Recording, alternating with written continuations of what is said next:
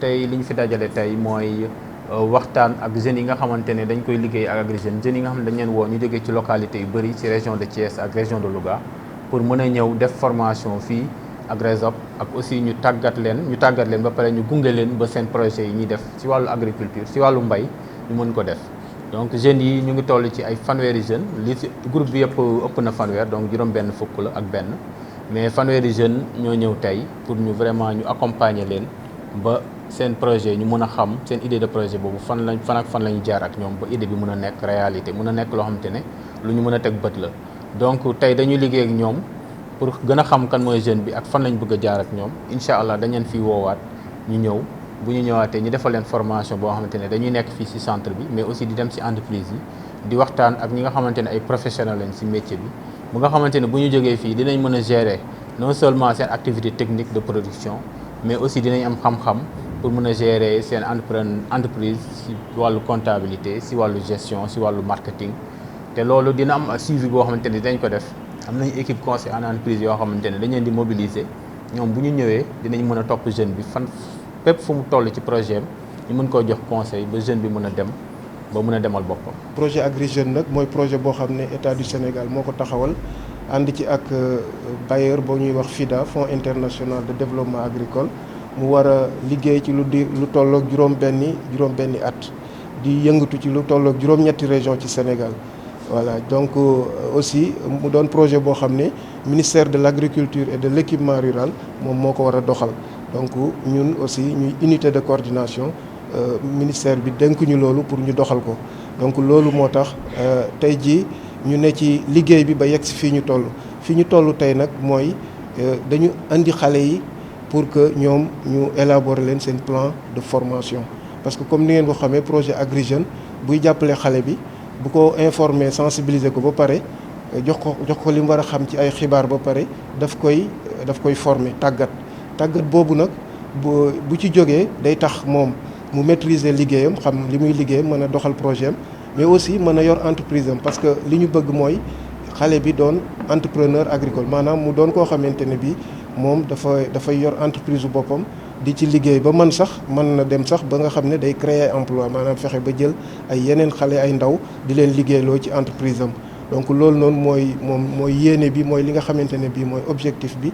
pour que xale bi mën a doon vraiment entrepreneur pour mu mën a nekk il faut que nga former ko formation bi nag ñaar la ba ñett mais ñaar yi moom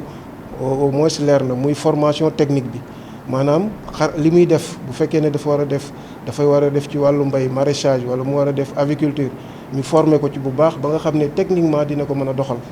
mais duñ yem ci loolu dañ koy former aussi ci wàllu entrepreneuriat naka lay yoree entreprise am nan la koy saytoo ak nan lay jëflante aussi ak ñi nga xamante ne bi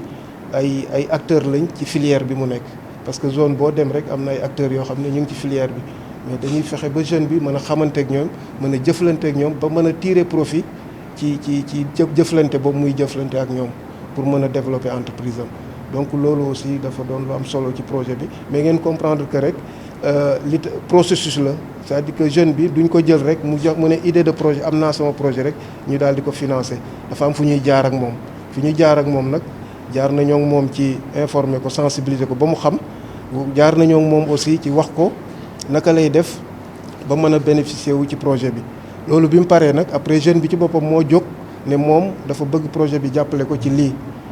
mu bëgg nag ci lañ koy jàppale waaye ba lañ koy jàppale danañ ko saytu xool ba xam moom nan la toogee lan la am ak ndax dëggu na ci moom et cetera loolu bu yow yëpp amee nag ci lañ koy door a andi ci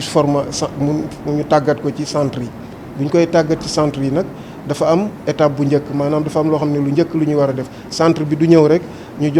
jox ko xale yi mu daal di commencer formation bala mu leen di former dafa leen di xool ñoom ban niveau lañ am lan lañ bëgg a def ak aussi ñoom naka la ñuy def pour former leen ba formation bi mën a dugg parce que xale yi ñuy jël daf ci am ñoo xam ne jàng nañ am na ci ñoo xam ne jànguñu kenn ku nekk dafa am noo koy former noo koy waajalee pour que mu mën a maîtriser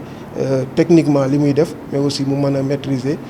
entreprise am. xayma bi ñu def mooy fii ak décembre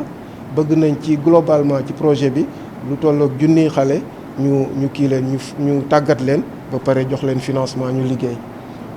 mais fii boo jëlee antenne nord bi maanaam Louga ak Thiès ñu ngi ci actuellement 200 ak juróom-ñeent fukki xale yoo xam ne déjà dugal nañ leen ci centre yi ñooñu bu ñu paree dañ leen di financer mais duñu yem foofu fii ak décembre dinañ war a dem au moins ci 300 wala 400 jeunes yoo xamante ne bi dinañ leen mën a financer mais nii ci ni ma leen di waxee lu telloog ñaari téeméer ak juróom-ñeent fukki xale déjà dugg nañ ci centre yi pour ñu commencer defal leen seen élaboration plan d'action de formation après bu paree ñu démarrer seen formation suñu paree formation bi ñu doon leen a financer bu ñu leen financer ba pare ànd ak ñoom ci liggéey bi pour que ñoom ñu mën a am revenu bu baax maanaam vraiment ñu mën a fexe ba li ñuy liggéey ñu mën ci gis seen bopp pour que duñ mën a génn ci liggéey bi quoi ñu mën ci continuer nekk ci. ñu commencer d'abord par inscription bi ñu inscrire d'abord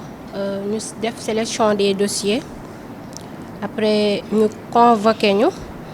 pour vérifier profil yi parce que projet bi tamit nekkul ci cadre yépp lay financer mu ngi bokk ci aviculture végétale ak agriculture donc bi ñu defee sélection dossier yi ñu xool que suñu idée de projet mu ngi bokk ci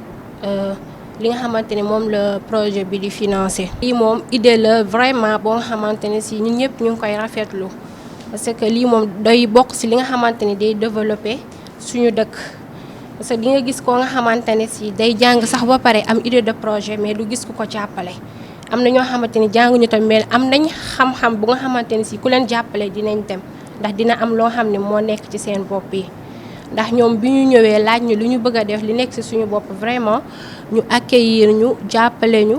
wax leen lii la ñu soxla ñu toog nañu ak ñun ay yoon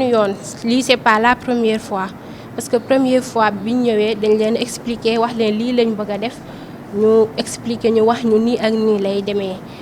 léegi ñu convoqué waat ñu beneen yoon pour def beneen entretien ñu xamal ñu ni que duñu ñëw rek noonu financer projet bi nga xam ne moom lañ am parce que loolu day nduroog jàngu gumba ndax mën nga am idée ci sa bopp te doo xam nan nga koy jëfandikoo ñu wax ñu carrément dañuy accompagner defal ñu formation technique pratique ba pare soog teg ñu ci yoon ba pare soog ñu financer te loolu tamit yaakaar naa moo ëpp importance ndax tey jii soo jàppale nit ki nga bëgg mu génn ci danga koy defal loo nga xamante ni ci da ciy continuer nga jox nit ki financement mu dem utiliser ko te du xam nu muy day mujjee suuf ci ay loxoom te boobaa du doon li nga xam ni moom la projet bi di soxla dañuy accompagner de telle sorte que dina durer te ñun tamit dinañ mën a continuer suñu bopp ndax dinañ def ci ñun xam-xam bi nga xamante ni moom la ñuy soxla pour ñu mën a dem.